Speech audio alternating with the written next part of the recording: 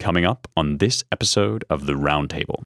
People love brands because you can associate with a brand. And for as long as I can remember, as far back as I can read, the parties have always been the brands. Trump, to my knowledge, and we can debate this, is the first president that the man himself has been the brand, or at least the movement that the president, the man, has created has been the brand. And the brand is MAGA. People love brands. And I'll give you, MAGA is a 4-letter acronym. I'll give you another one, FOMO, fear of missing out. I think that Trump and MAGA has created a FOMO movement in this country. It's fun. You didn't go to a Trump speech or a Trump rally. You went to a Trump event. It was like going to Woodstock. Even if you didn't love the guy, you probably somewhat enjoyed being there, and you felt like you were missing out if you weren't in your town's arena with 25,000 fans when that's what everybody was doing. And then you talk about FOMO, fear of missing out. Every demographic moved in his direction. So he's grown the pot. He's grown the crowd. We can say, did this person mention African Americans? Were they pictured in the articles? Whatever. They're joining.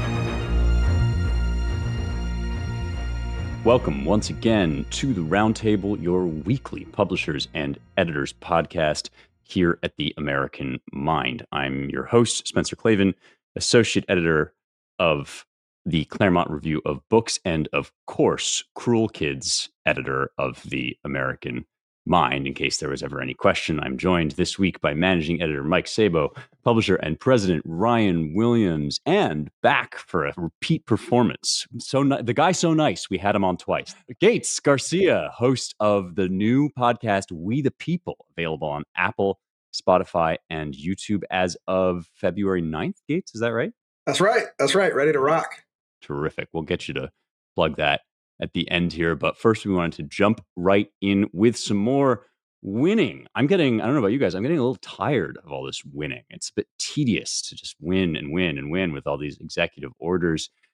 Most lately, the Trump White House has delivered the Protecting Children from Chemical and Surgical Mutilation executive order. This is as of January 28th. And I really think it follows on from a prior executive order defending women from gender ideology, extremism, and restoring biological truth to the federal government. This is kind of a 1-2 punch meant to signal a hard stop to the trans regime and all of its attendant monstrosities. Here's just a little bit from that earlier executive order. It is the policy of the United States to recognize two sexes, male and female. These sexes are not changeable and are grounded in fundamental and incontrovertible reality. Under my direction, the executive branch will enforce all sex-protective laws to promote this reality, and the following definition shall govern all executive interpretation of and application of federal law and administration policy. It then goes on to define what I think we would all pretty much agree are straightforward, common sense meanings of words like sex, man, woman, male, female. To me, it will never not be hilarious. 12-year-old Spencer will always be giggling that this is something the White House has to engage in, but it is, in fact. And it leads then into defining just kind of basic words for the interpretation of, especially, I think, civil rights law. Obviously, a lot of these laws that were designed, rightly or wrongly, to protect women against discrimination have been used on the new and just thought up 5 minutes ago definition of the words man and woman to protect all kinds of trans extremism. Now, Trump is turning toward what I think we all have felt is the most diabolical and urgent dimension of this new craze, and that is the habit, the barbaric practice of administering sterilization drugs and sometimes even hormones and surgery to minors. So this is the new one, Protecting Children from Chemical and Surgical Mutilation. The first thing it does is it gets WPATH, the World Professional Association for Transgender Health, which has been known to indulge in junk science and to kind of underwrite and legitimate a lot of this stuff. It gets all of that out of federal policy, orders a rigorous 90-day review of the available real scientific data on gender dysphoria and the right ways to treat it and care for kids that are struggling with this stuff. And then the big section, I think, is section 4, defunding chemical and surgical mutilation. The head of each executive department or agency that provides research or education grants to medical institutions, including medical schools and hospitals, shall, consistent with applicable law and in coordination with the director of the Office of Management and Budget, immediately take appropriate steps to ensure that institutions receiving federal research or education grants end the chemical and surgical mutilation of children. A couple other things this EO does: it also cuts pediatric transgender stuff out of federal employee health benefits, things like that. But at this point, I think you probably get the thrust of these two executive orders. And maybe we can just start with, I think, the clearest and most obvious question that always arises with executive orders. Trump can do a fair bit when it comes to federal funding and pulling the financial rug out from under a lot of this stuff, but he also can't just by fiat reach into our state local laws. We wouldn't want him to be able to do that constitutionally. So how much does this do you guys think, to end peak trans, and how much yet remains to be done to prevent some of the more gruesome excesses of this movement? I think it will do a lot because the federal government has financial strings attached to so many of these institutions, both in big health and also across universities, the Department of Veterans Affairs, and I guess the children that are on that healthcare system are going to be affected by this immediately, as well as military serving overseas and their children. So it's a big chunk of people, but I suspect that it will get enjoined by the end of the week, or at least by Monday. So we've already saw the, we'll talk about it a little bit maybe, but there was the freezing of federal funding, which was enjoined by a district court, a weird stay order, which is a little rare for this sort of thing, rather than a temporary restraining order, but that's into the weeds. And then the birthright citizenship EO was halted by a district judge, at least in the states where the defendants were filing. It's a little unclear from the court opinion. So this will get litigated very soon. But that said, it's useful for the opponents of trans ideology, which we are, and opponents of this, as you call it, rightly, Spencer, barbaric emerging practice of genital mutilation of minors occasionally, but much more ubiquitously for minors, chemical altering of puberty cycles and even leading to sterilization at some point. I mean, it's all awful. We've talked about it before. So the good thing about our incredibly overweening bureaucratic federal apparatus is that with an executive order of this nature, Trump can save a lot of children from this practice pretty quickly. And I think that will be the case. The question is, what of the legal battles and all the rest? Yeah, he mentions at the outset that how many people regret this stuff almost immediately after undergoing these treatments, which has been, I think, one of the big things that has shifted public opinion on this. You kind of started out with, as usual, I think in America, the liberalizing trend carries the emotional weight, because you can always find somebody that feels really bad about his birth sex and then hold them up and say, look at this sad person. Isn't it so sad? Shouldn't we be allowed, because of my freedom, to like do whatever we want? And I think that was kind of the state of play until you had detransitioners coming forward and talking about the hideous wages of some of this stuff. So that's obviously been a big part of it. And since that's true, it's kind of like the story of the kid that goes down the shore throwing starfish into the ocean, right? Like each starfish saved is enormously consequential, and each, like any kid that would otherwise have grown up sterilized and instead gets to live a normal, healthy, functioning life, is kind of a major victory, in addition to all the other stuff that I do think will kind of follow on from this. No, I think you bring up a great point with the detransitioners. We've got, and this is common with a lot of these DEI issues. We've got enough data now. We've been at this for long enough now where we're seeing the results sort of materialize on the back end. we can have empathy for these people and everything, sounds one way at the beginning, but when we actually start to see the results of some of these issues from the other side, we can now sort of have different discussions around them. And one of the leading causes for suicide in this country is kids that have changed their genders and they've gone so far that they can't go back. And so I think that, look, Trump doing this is fantastic. We went 100,000 years with two genders, and we spent the last 3 years living with about 40 genders, and now we're back the to two spirits, Gates. The two spirits in That's the right. Ojibwe tribe, whatever. Yeah. That's exactly right. He's taken an executive order and put nature back in its proper place. But we still, and conservatives have issues with this. We saw some of this with Roe v. Wade, as we sort of kind of dance in the end zone and celebrate our wins pretty quickly. We've got to kind of keep the pedal to the metal, the throttle down, and sort of solve these issues from a holistic perspective. And what I think we need to do is attack these from a cultural perspective. We didn't discuss this, but I have an op-ed coming out in a week that's essentially make tomboys great again, right? Like when I was growing up, tomboys were cool. Some of my friends were tomboys, and if my wife was a tomboy, and they grew up to be wonderful, successful women. And if you were a tomboy today, one, you'd be told you're a boy, and two, if you were a parent not participating in your child saying they were a tomboy, you'd be vilified as sick, and you should let your kid transition and all that. Some of my favorite movies had tomboys in them. Mighty Ducks, Icebox, or Little Giants was Icebox, but Mighty Ducks had one.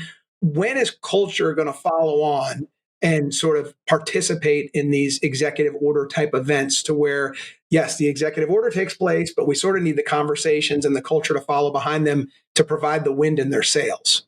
There is no way, Gates, that I would ever have gotten through high school knowing as many Stephen Sondheim lyrics as I do without some adult taking me aside and being like, I think you might be a girl. Like, this is Right. totally a thing, as you say. And they literally did the meme that you are talking about in the remake of Westside Story. Speaking Okay. of my deep Sondheim lore, if you go watch that movie, it's generally, I think, a pretty good remake, but they take, forget the name of the girl that wants to be in the, I think, Sharks. I'm going to get this horribly wrong. I'm apparently skewering Sondheim way worse than I did Dune for some reason, despite the fact that I love Sondheim and lukewarm on Dune. But there's a girl, the point is, there's a girl in West Side Story that wants to be one of the guys, and that's her character. She's a tomboy. She plays a major role. She has an important kind of like story arc that she's part of. And they turned her into basically a like trans kid, which in itself is hilarious based on the self-understanding of whatever kids in the Bronx, Yeah. whatever. But yeah, it's like they did I exactly. mean, tomboys are basically just badass girls. And like, there's nothing cooler than being a badass girl. They don't have to be a boy.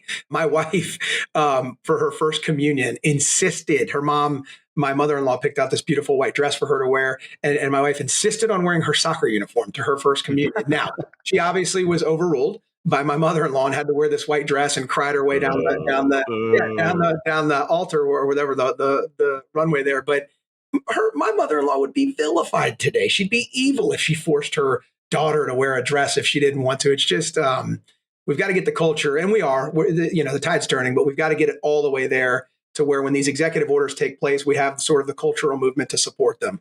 I wonder what you mean, Gates, by culture, because I mean, this remains a kind of 80-20 at least issue in favor of sanity nationally.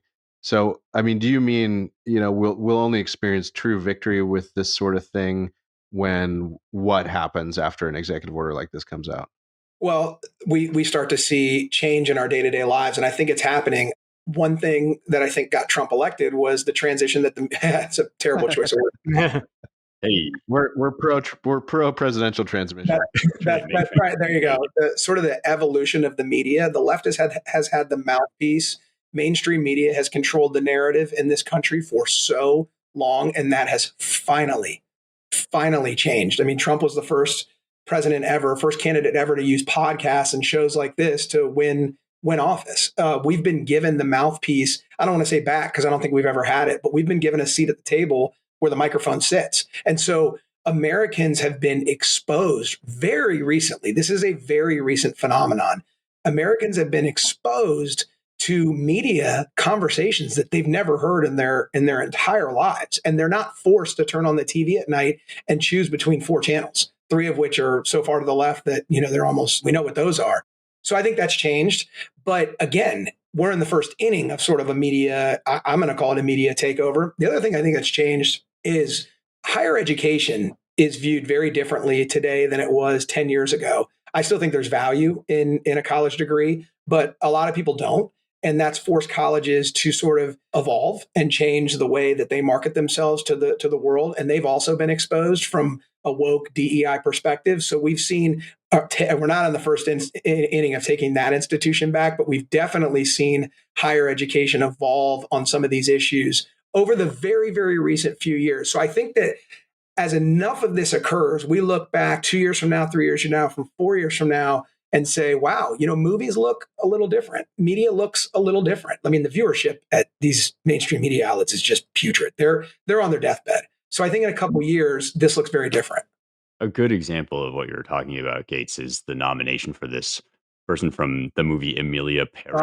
You know God. about this? Yeah, 22% rating on Rotten Tomatoes, and he or she is up for 13, awards or something. I mean, I guess this is the theater kid episode of the Roundtable because I'm going to make another musical reference, but this is a movie that is a musical, and the only part of it that I've seen so far is this clip of one of the characters walking through a gender transition clinic. I mean, something that people haven't grokked is that this is a movie about gender transition. This is not just a trans actor who has been nominated. This is like actually one of these like full bore, I hesitate to say balls to the wall movies about gender transition. And there's like a scene in a clinic where they're singing some kind of weird, it's like the talk singing, kind of like not an aria, but whatever the part is of an opera where it's just like back and forth, and it's about like what is being done in this clinic. I mean, it's hellaciously bad. Like, leaving the content aside, it is just fist poundingly, forehead smackingly bad. And yeah, Carla Sofia Gascon is the name of this person who's been nominated. I guess a male to female. I think it's a trans person playing a trans character or a character transitioning. Their audience, the left's audience who uses Rotten Tomatoes, they overwhelmingly use Rotten Tomatoes, rated it 22%. They call it sour something tomatoes. And yet this individual's up for 13 nominations. The left has done what I'm afraid, what I fear we could do that I don't want to do. They've gone too far. They've gone so far to the left that they've handed us an entire cultural movement with Donald Trump back in the White House, which I'm happy about. But I fear that we don't do the same to ourselves over the next 4 years. I need all of our listeners to play a small violin for me because I'm going to have to see this movie. This is like right in my beat. This is like when Judith Butler comes out with a new book. You have to read it. Just to see how insane it is. Yeah. And I think part of this too, I mean, culture is certainly important. I think in this, you saw transitioners. I'm thinking of a guy like Paul McHugh, who used to be at Johns Hopkins, and at that point basically saw it was coming, said no, stopped transitioning, that kind of thing. Has written in the Wall Street Journal, Public Discourse, and a bunch of other places for years, actually. I think Ryan Anderson has promoted him for a long time, showing the evils of what's going on. But you also kind of have, law as teacher too with these executive orders. So even though they're executive orders, yes, the next president, unfortunately, if say Vance runs, loses in 2020, Democrats win, I mean, they can be easily repealed. So hopefully this is just the beginning of lawmakers in Congress, especially people in the state, really need to get it going to really kind of continue this and really take what Trump has given them. But at the same time, law is definitely the teacher too. So there's kind of this like symbiosis. Culture has started this, I think, but lawmakers kind of have to take this and run with it too. So that's that kind of law as teacher part. Conservatives, for some reason, the right has tend to lose that in the past, but I think now they're regaining kind of that idea, and it's an important one. Mike, you're right. The law is ultimate here. I mean, we can have culture however ways we want, but law is law. But there's that popular phrase, culture is upstream of politics. I think it's upstream and downstream. And I think that's what I'm trying to communicate. I think culture gets us to policy, and then what we do with that policy becomes our culture. And that's sort of the place we're in right now. Gates, I'm so happy that you've embraced the semi-official position of the Claremont Institute, which is that that politics is not downstream from culture. It's much more complicated. Yes, 100%. The two are in a sort of Ouroboros, if you will, like a tauroid shape.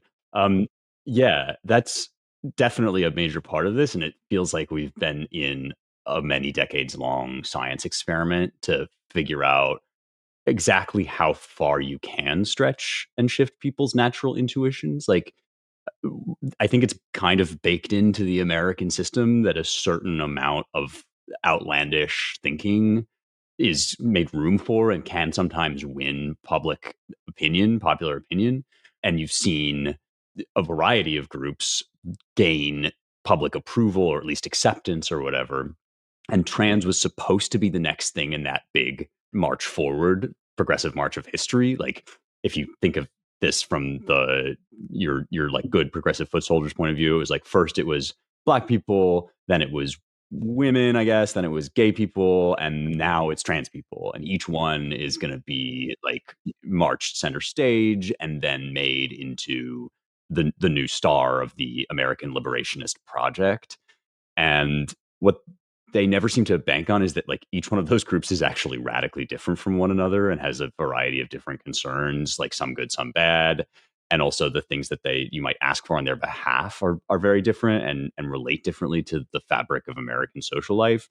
And trans is like the one perhaps that goes furthest outside of just the obvious norm, right? This is the one that it requires you not only to give up basic ideas about male and female social roles, but like obvious material realities about the relationships between men and women and the differences between them and the existence of them even. And I think on one level, the left thought law was such a teacher that it could actually just rewrite those scripts altogether when combined with the power of culture. And now it turns out probably not. Like, I just think that was a bridge too far. We should acknowledge some of the people who did the intellectual and literary work on this ahead of time.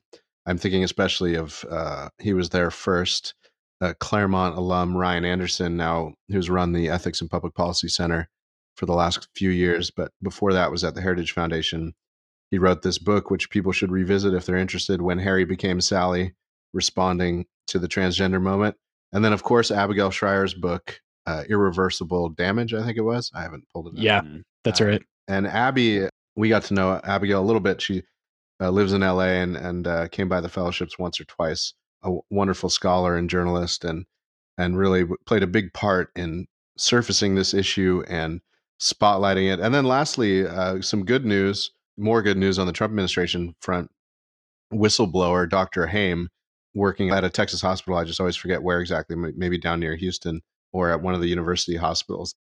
The Biden administration decided to make an example out of him and throw the HIPAA, that is the Healthcare Privacy Act, at him with the full force of the federal government because he had the audacity to report that doctors were not properly following guidelines and were defying various state regulations. And the case has now been dropped because the Justice Department under Trump doesn't think that this is a great use of taxpayer dollars. So these are some of the unsung, well, or half sung, some of them. Abigail's well known, and Ryan Anderson too. And now Haim's story has been quite public, but they were, especially Dr. Haim, had considerable personal cost to trying to raise this issue.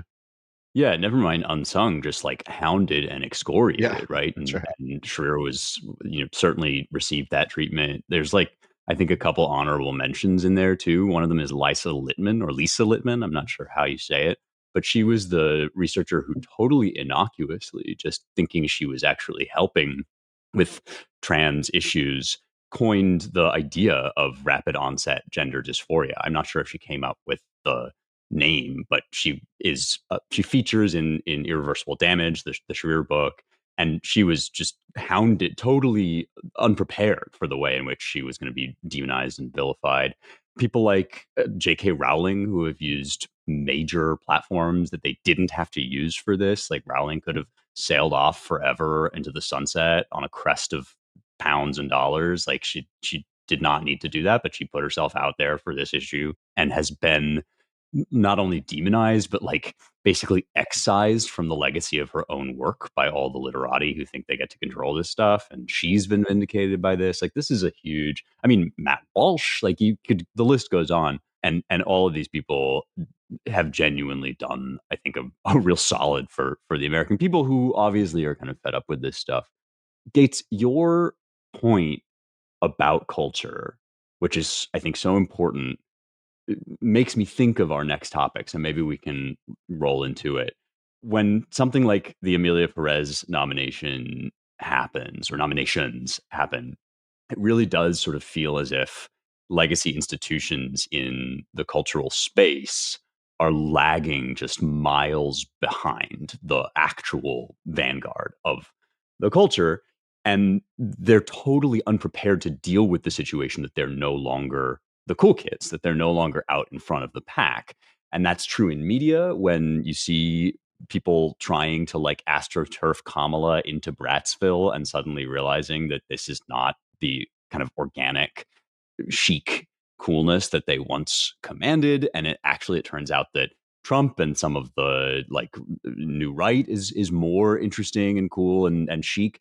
All of that is kind of very much a part of this moment, I feel, and speaks to an article that made the rounds just this week called At the Cruel Kids Table, or just The Cruel Kids Table. This is from The Intelligencer, the wonderfully counterintuitively named New York Magazine project, which gave you such gems as Andrea Long Chu's argument for transitioning basically everybody. I think that piece was effectively the case for like administering hormone therapy, whether you want it or not, to like all people via a Dr. Seuss kind of pipe that just goes directly into your house.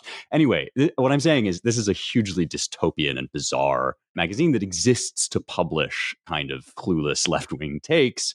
And now they have come out with this, I just think, really, really rich text about conservative kids at inauguration. And generally speaking, the new aesthetic sheen of the MAGA movement, which is increasingly young, increasingly trendy, increasingly hip, and no longer kind of aesthetically associated with some of the tropes that we are familiar with from conservative media and culture. It's written by Brock Koilar, who seems to be non-binary. It's unclear to me which particular block of the neighborhood this person hails from. Looks like Duden Address Avenue, but I can't quite be sure. Anyway, this is a reported piece in which Brock like swims through a variety of trendy conservative parties and tries for his audience, her audience, their audience, I think his audience, to describe what's going on. It was accompanied by an image which, if you haven't seen it, I can only commend it to you that you go and look it up, because I'm not going to be able to do it justice in the description. But this is a picture of one of these MAGA parties featuring incredibly hot young people dressed to the nines, wearing MAGA hats and other such accoutrements, like clearly having a blast and having the time of their life. And these are the so-called cruel kids. I thought the subtitle of this piece should have been Brock saying, I wish that I could be like the cruel kids, like the cruel kids. There's an Echo Smith reference for all you 2013 college students out there. Anyway, I'm obviously not one of the cool kids because I graduated far too long ago, but this is what Brock has to say. They are crypto nerds and influencer girlies and recent Maha converts and gays of all stripes, plus your standard fare Rogan listening bros. Few of them would call themselves Republican lest they be tarred rhino. They refer to their political affiliation almost always as the movement. Some are the black sheep at their own family Thanksgivings, yet they project confidence that they're the relevant ones now. Many are hot enough to be extras in the upcoming American Psycho remake. As that paragraph might give some indication, I actually found the text of this article itself much more interesting and sort of complicated than perhaps the clueless, or maybe not clueless, but certainly counterproductive messaging around it made it feel like this was just going to be a disaster. There is, I want to be clear, a lot of bad faith argument in this piece, especially the constant assertion that almost everybody at these parties is white. This comes up like 3 times, especially when Koilar describes the aesthetics of the movement. He says this new class of conservatives is willing to top off a perfectly stylish outfit with a MAGA hat, which now comes in lots of colors. Red, yes, but also yellow, green, orange, or black. The dark MAGA kind that Elon Musk wears, almost everyone is white. That's not the only time that sentence shows up. People have pointed out that if you take the cover image and then actually expand it to the full picture that was included inside the magazine, you see a number of Black people that got cut out of the picture. So obviously this is like a predetermined set of ideas about who's involved with this. And there's not a lot of curiosity and inquisitiveness about just why the viewpoints on offer might seem reasonable. But there is, I think, a sort of half-hearted attempt to grapple with the fact that the left got lame and started to feel puritanical, and the ability to speak freely and to like say slurs and to make jokes is a big part of the attraction to the MAGA movement. I don't know. What did you guys think? I felt like this piece both made its own counter argument by accident and actually in its substance represented like at least some dim awareness that the excitement and cool is draining out of the left and sluicing rapidly into the right.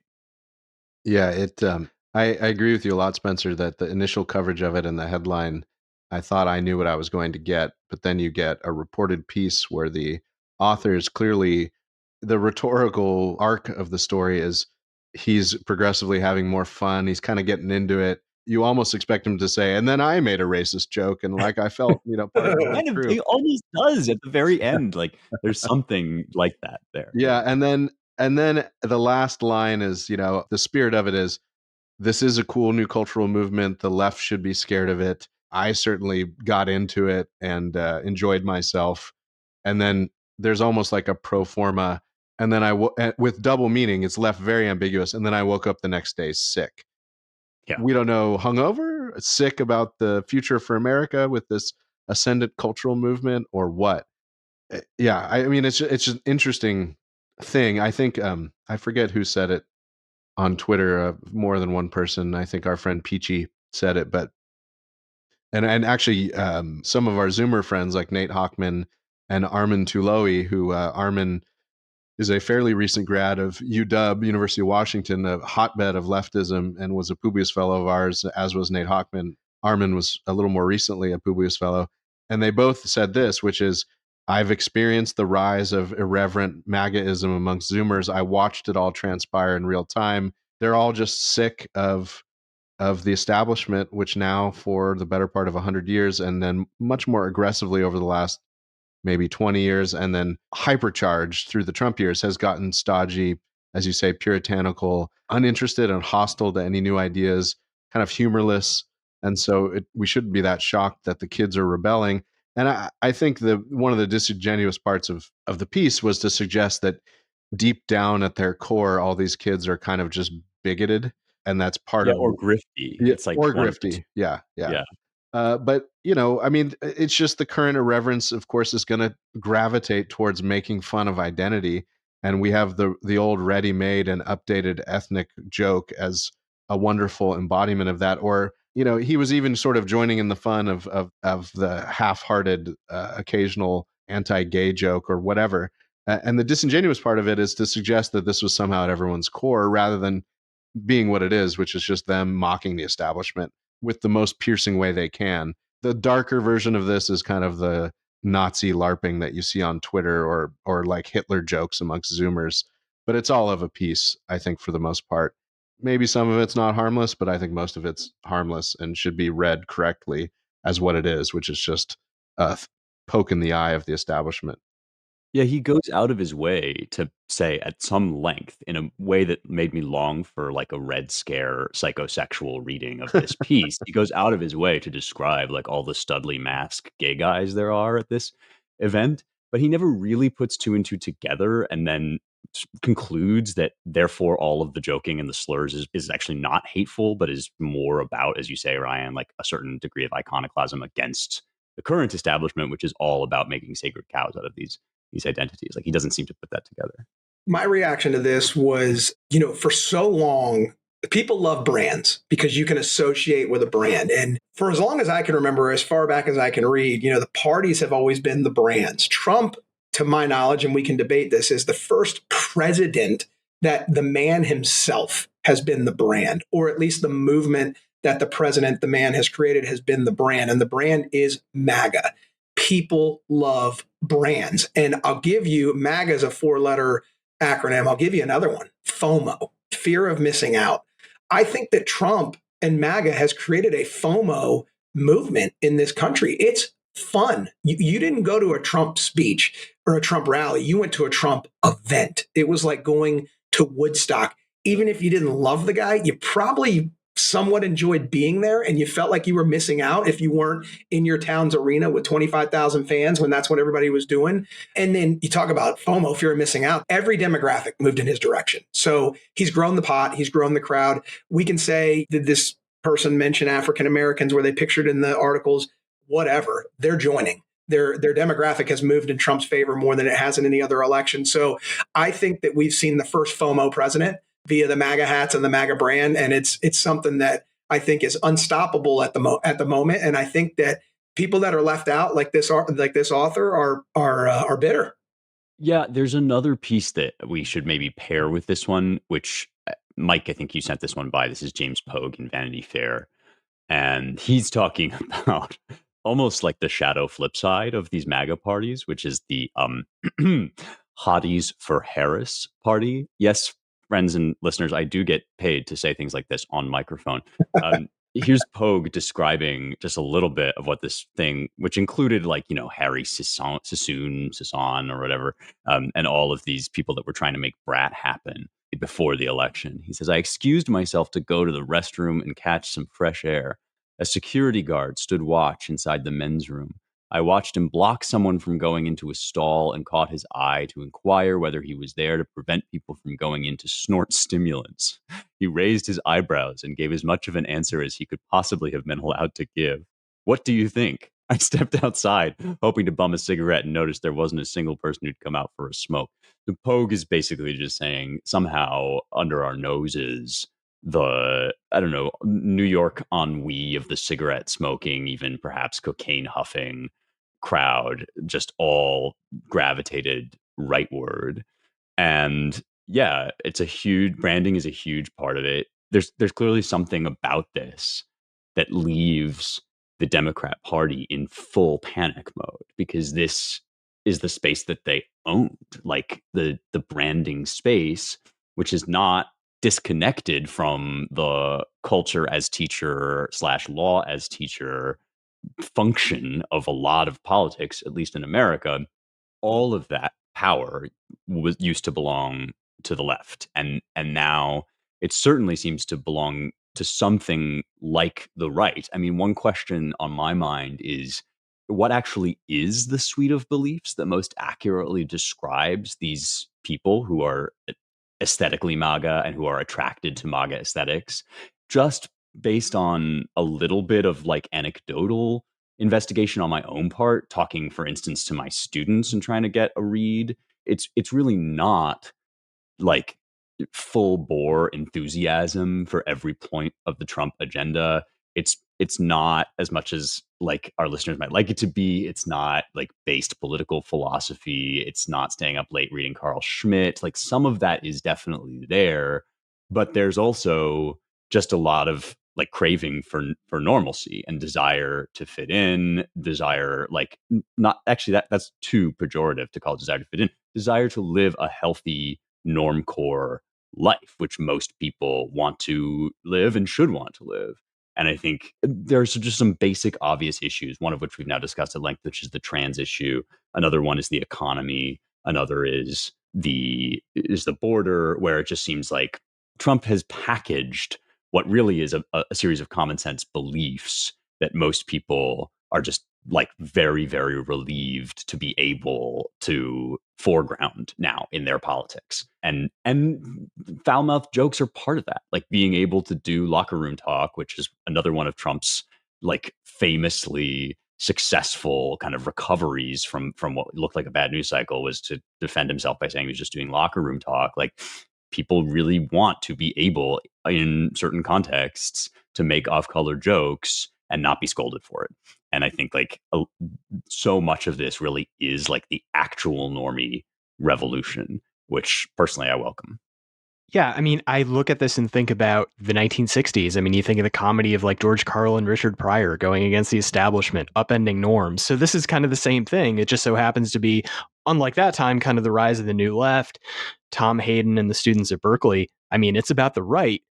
So I think this is, helpful, certainly. But then we also have to realize, look, I mean, if the vibe shift goes the other way, they're not going to be with us anymore. So I think we do have to think about those problems.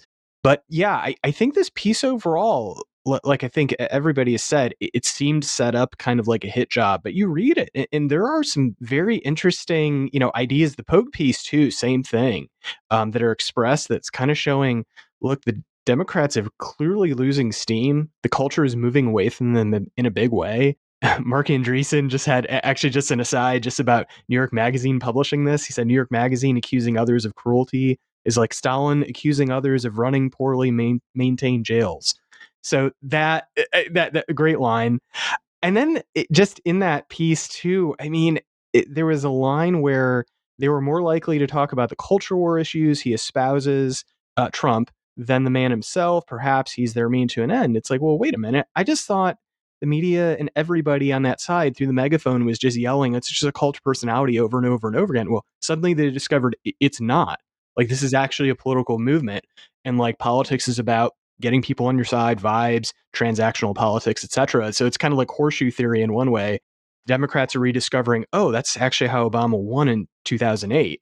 Only it's Trump this time, and they absolutely hate it and despise it and act like it's the rise of Hitler. When I mean, Whoa, that's like a huge thought that like actually Trump's appeal is like directly analogous to Obama's appeal. It came out. Way. It came out in the two. I forget which piece, but there was a line either from Pogue or from the Intelligencer piece where I sort of drew this conclusion in my head before Mike drew it directly while we were speaking. But I was struck by the fact that someone said, I think it must have been Pogue, said the Kamala convention was sort of more reminiscent of Romney's convention, where everyone kind of knew that the air had gone out and everyone was being pretty performative, but they all knew like that was the vibe at the Kamala convention, especially amongst the 30 and 40 set crowd, some of whom worked on the Obama campaign or the Jacobin bros. Everyone's heart was not really in it. They were just kind of going through the motions. And so the corollary to that is that, yes, Trump is Obama. And how are we to read this cultural movement besides the downfall of Obama, which was on display politically, and his influence over Kamala's selection, or maybe grudging acceptance of it? It's hard to say. And then vigorous campaigning for her. He was kind of America's scold once again, telling all the black guys that maybe they just didn't like a woman and that's why they weren't going to vote the right way.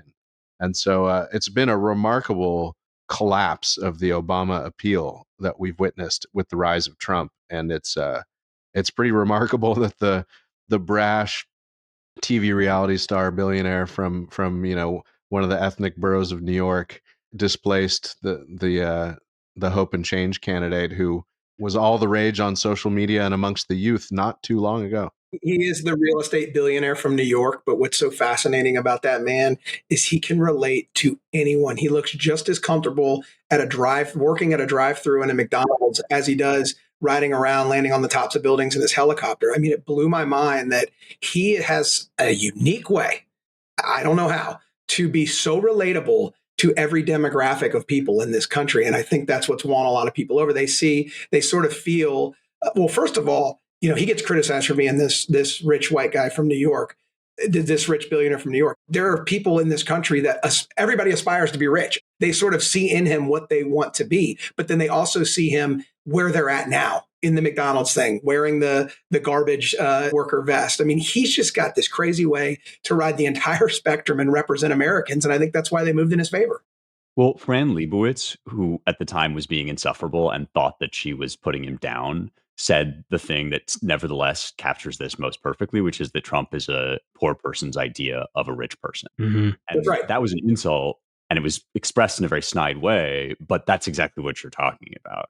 And it is the case that somehow Trump has this like childlike soul that it remains despite all the vulgarity and despite the many like characterological flaws that we've talked about ad nauseum. Like one thing about him genuinely is that he doesn't particularly seem all that entranced with his own wealth or status. And it's not just the McDonald's thing, which, as you know, was a major feature of the campaign. It's like stopping to pick up the service guy's hat when it blows off on the way to Air Force One, right? There's that dimension of it. This comparison with Obama is so provocative and suggestive that I'm tempted just to like spend the rest of the podcast talking about it. It raises for me a huge number of questions. One of which, maybe the first of which, is just as we might ask about Obama, was he the man for the hour, or was it the hour for that man? Like, to nerd out about it, like Tolstoy asks this of Napoleon, right? Are we great man theorists of history who believe that this was simply a strong man in this kind of like willed Nietzschean way who created his own moment and almost conquered the world? Or is it simply the case that capital H, like Hegelian history, was churning to such a point that it had to produce this entity to fill this role? And if it wasn't the man named Napoleon, it would have been somebody else. Similarly, like I recognize that the left is confused about how important Trump, specifically the man, is in the MAGA movement. But are we absolutely sure that we know what we think about this? Because it does seem like you can look at it from a million different ways, and they all seem to be the case. On the one hand, like what Gates is saying about Trump's character is kind of indispensable. Like he's this guy and no other. And even a JD Vance, who he's clearly kind of setting up as his worthy successor, isn't this guy. On the other hand, like the brand is so much bigger than him and seems to transcend him in all these ways and seems to attract people who aren't particularly interested in him or even in his like political concerns. So I guess like that's one thing that this whole comparison raises for me, is like, whither Trump, like what, and whither Trumpism, what is the role of the man in the movement? That's the billion-dollar question, Spencer. Fair uh, enough. Fair enough. We don't have yeah, to solve it here. no, I was struck. I think it was somewhat old interview with which I caught a clip of somewhere, with Eric Trump talking about his father's management style, both in terms of people rising up through the company, but also his children. And Eric was like, no, like he gave us a lot of responsibility, sometimes kind of absurd responsibility. You know, I'd be managing, it was ridiculous. I don't, how old was he? He was like 32, and I was managing a $70 million building. And I'd go to dad and say, you know, I had some problem, and he would not really help me. He'd just say, figure it out. And then Eric also went on to say that like a lot of our managers in this company were driving trucks for us 20 years ago and are now running multi-million dollar management operations in buildings and properties and all the rest. So it's that's was to me very interesting and has something to do, I'm not quite sure what, with what you guys have been talking about his ability to kind of relate to anybody. I mean, it seems like his approach to business and what he's tried to inculcate in his children has always been this common sense, like anyone can really do anything as long as they're smart enough and work hard enough at it. And it's just remarkable. The one thing that doesn't get talked about him and with him enough is how much the guy works. He doesn't not work. He doesn't take any time off. I mean, yeah, he may go on the golf course, but that guy does rally after rally after rally, speech after speech after speech. He does not vacation. He is a workhorse, and he doesn't have to be. He doesn't have to be doing any of this. And even though he is doing it, he doesn't have to work as hard as he works. And I think Americans respect that. He's a billionaire that doesn't have to be doing this, and he's working 20-hour days to deliver a message to the country that's representative of them. And I think that's respectable. And even as we saw this week, even when he's on the golf course, he's threatening and then solving migrant flight problems to Colombia. Yep.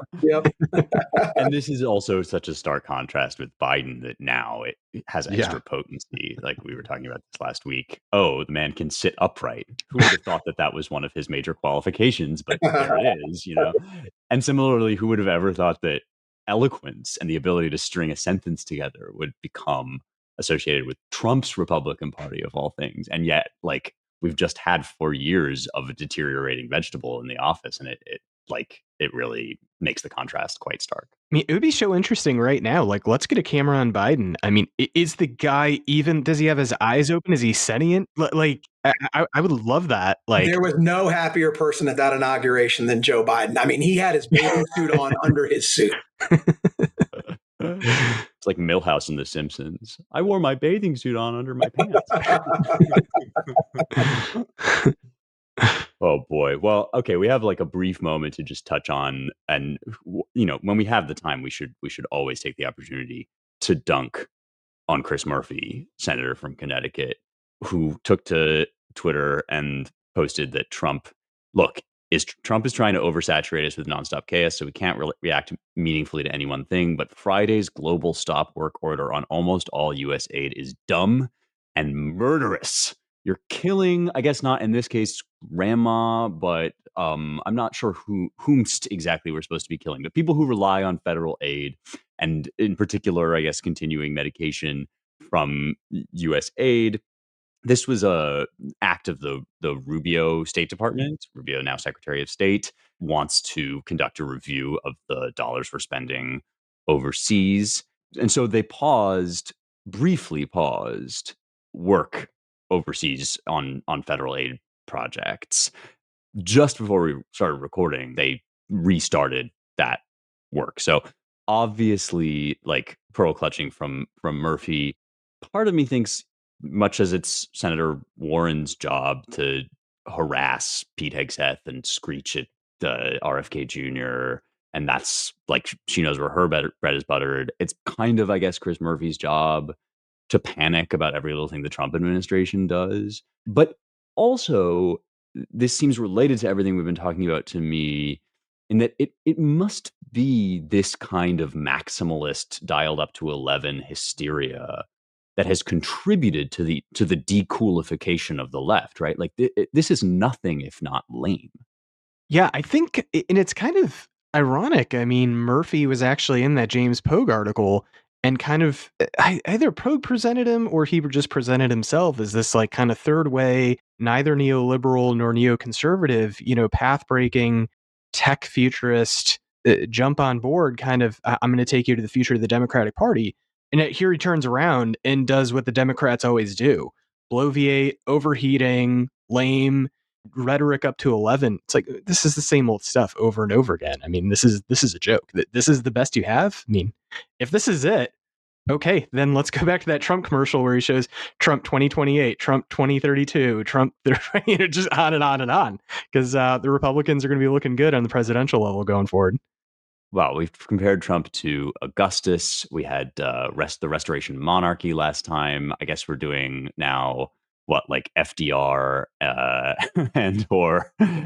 we did Napoleon today. So we're really giving our critics a lot of ammunition here. But no, I mean, that's exactly it. And what's weirdly surprised me about the second time around with Trump is how little of this hair on fire stuff there's been. I guess because it's such a played out routine. Like, the hashtag resistance is really done. And this is something we didn't comment on when we were talking about trans stuff, but it's worth mentioning that if Trump 2016 had issued these two executive orders, I think not only would you have had the left in the streets, I mean, like, this issue for as long as I can remember has been like a religious cause for them. So they would have been freaking out. But you also, I think, would have had a lot more bow tie wearing conservatives sort of harumphing about how, well, this is really just spiteful. This is too far.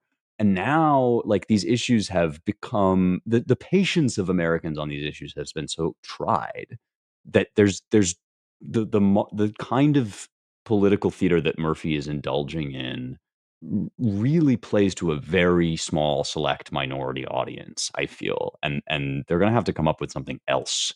It's interesting, Mike, that you think Murphy actually in other contexts is a little bit more measured and potentially interesting as an opposition figure than he is here. So maybe some of this is just residual reflex. Yeah, I mean, Pogue himself has done a Murphy profile, and Murphy in that Pogue piece in Vanity Fair, and I think it's not disingenuous. He says he tries to make an attempt to put himself in the shoes of both young, disaffected former Democrats, but also maybe the American middle who are fed up with the identity politics of the left. And yet, yes, in this tweet thread, I mean, he just couldn't restrain himself. I mean, this is a playbook as old as at least Reagan, where the Trump administration, or back then the Reagan administration, saw the looming federal debt and deficit as a big problem and does something as innocuous as, I mean, Trump didn't even, maybe Reagan, Reagan would cut Medicare and they'd wheel out the starving grandma and the child who were on death's door because of the evil Reagan. But in Trump's case, it was a pause of federal funding while they assessed all this stuff. And some of the things they stopped was $50 million for condoms for Gaza, with a population of 2 million. And the Israelis have reported over the years and re-emphasized that one of the tactics of the Gazans was to blow up condoms, that is, inflate them and then float them over to Israeli areas over the wall and blow them up and try to injure people. So, that the normal American public is like, yeah, that's nuts. And then Murphy's response is, pausing federal spending is murderous. It's $50 million for condoms and $750 a person for hurricane relief. Yeah, there you go. Right. Once we reach exploding condoms, it's officially time to shut this podcast down. So I think I'm going to wrap things up. We've got a few items of business we wanted to get to, though, before we do. And the first and foremost, is Gates, for you to plug your show. Tell us a little bit about We the People and let people know where they can find it and you. Yeah, real briefly, we're going to lift up voices and stories that were that used to be canceled. I think there's been a total vibe shift in this country where the everyday American is looking for people with larger platforms that are unafraid to be canceled and are willing to risk their platform to live, breathe, and talk about their values, faith, family, country, conservatism. We're tired of being canceled. We're going to celebrate these people on this show. We've already recorded our first episode. We air February 9th. We'll be on Apple, Spotify, and YouTube. You can follow all the happenings at my X and Instagram handle, Gates Garcia FL, as in Florida, the best state in the country. Terrific. Looking forward to it. I know all of our listeners will soon find this to be their second favorite podcast. That's right. Great. Good. Very excited, and congratulations. Thank you. That's awesome. We've also got some more content headed your way. Dropping onto this very feed, the Roundtable feed, you will soon get to experience the Cincinnatus Project, which is a special series focused on how state legislators can aggressively reform their states in 2025, featuring guests with expert knowledge on education reform, family policy, and more. Weekly episodes will show up Wednesday, February 5th through March 12th. So this is going to be a very, I think, nuts and bolts kind of like, how can we make the most of this moment kind of series. I personally am looking forward to it. I have nothing to do with the creation of it, so I just get to sit back and listen and enjoy. And it's another reason why, if you're just joining us for the first time, you definitely want to make sure you subscribe so that you don't miss one of our weekly episodes or an episode of the Cincinnatus Project. And with that, it's time to thank you all for listening to the Roundtable. We couldn't do what we do without you. We're glad you're here. If you want to learn more about everything we do at the Claremont Institute, we have an embarrassment of riches to offer you. I think it's fair to say. You can go to americanmind.org, the website that we here on this podcast run, and we publish regular articles there. You can also go to our sister publication, Claremont Review of Books.com. That's the place where I have an actual editorial title instead of the fake one that I make up every week. And it's also a quarterly review of books with featuring serious, hard-hitting essays from a right-of-center perspective. And you can check out our DC-based Center for the American Way of Life at dc.claremont.org. Finally, everything we do is supported by contributions from listeners like you. So if you want to become such a contributor, you can go to claremont.org/donate. I haven't mentioned this in a while, but if you wish to be shouted out on the show, you can add that as a note to your donation. Very, very happy to give thanks by name, or you can remain anonymous if you prefer to be a masked vigilante of justice like Batman. That's it from us. Thanks to our production and engineering crew, the brothers G, Jake, and Ryan Gannon. And thanks to you all for listening. We'll talk to you next week.